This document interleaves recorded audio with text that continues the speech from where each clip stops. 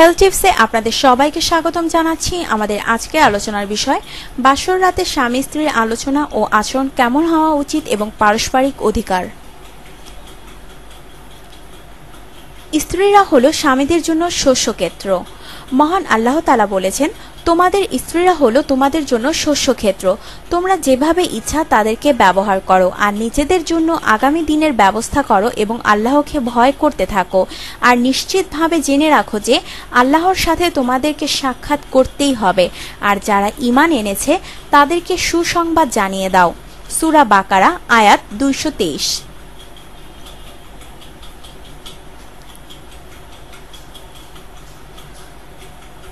হাদিসে এসেছে, কোন স্ত্রী যদি তার স্বামীর বিছানা পরিহার করে রাত কাটায় তবে ফেরেশতারা সকাল পর্যন্ত তাকে অভিশাপ দিতে থাকে।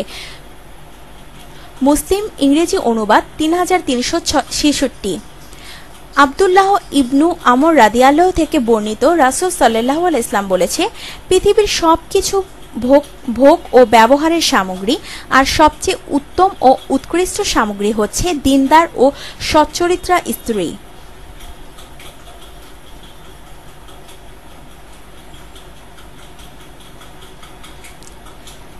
বাসর রাতে যা করতে হয়।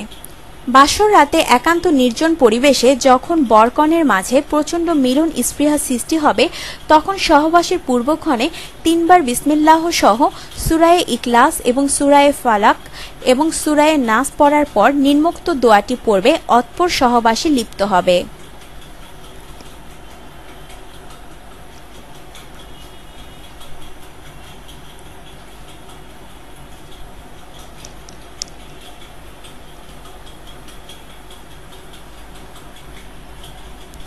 অর্থ, আল্লাহর নামে শুরু করছি। হে আল্লাহ, আমাদেরকে শয়তানের অনিষ্ট থেকে দূরে রাখুন।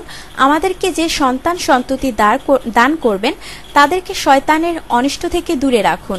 তারপর বীর্যপাতের সময় বীর্যপাতের দোয়া মনে মনে পড়বে, যার অর্থ, হে আল্লাহ, আমাদের যে সন্তান দান করবেন তাতে শয়তানের কোনো অংশ রাখবেন না।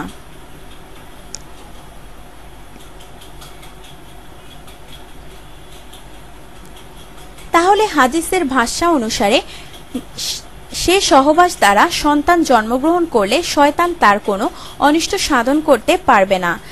শায়খ আব্দুল হক মুহাদ্দিসে দেহলভী রাদিয়াল্লাহু বলেন, এ দ্বারা বোঝা যাচ্ছে যে সহবাসকালীন সময়ে এই দোয়া না পড়লে শয়তান প্রভাব বিস্তার করে এবং সন্তান সন্ততির ভেতর অশান্তি ও হানাহানি সৃষ্টি হয়।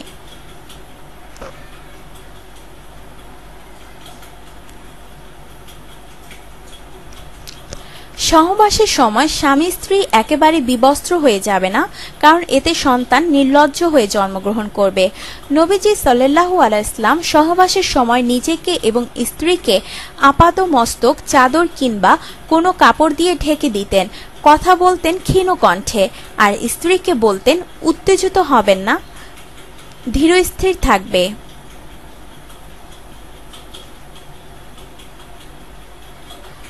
নবীজি সাল্লাল্লাহু আলাইহি ওয়াসাল্লাম আরও বলেছেন, জানোয়ারের মতো হঠাৎ করে স্ত্রীর উপর ঝাঁপিয়ে পড়বেন না, বরং তার উচিত হলো প্রথমে স্ত্রীকে চুমু খেয়ে আলিঙ্গন করবে এবং মিষ্টি মধুর কথায় তাকে আগ্রহী করে তোলা। বীর্যপাতের পর সাথে সাথে স্বামী সরে যাবে না, বরং ওই অবস্থাতেই কিছুক্ষণ স্ত্রীর উপরে পড়ে থাকবে, যাতে স্ত্রীর চাহিদা পুরা হয়ে যায়। কেননা কোনো মহিলারা কামসুখ দেরিতে হয়। উভয়ের হক পুরোপুরি আদায় করা উচিত। তারপর স্বামী স্ত্রী উভয়ই আলাদা আলাদা কাপড় দিয়ে লজ্জা স্থান মুছে পৃথক হয়ে যাবে।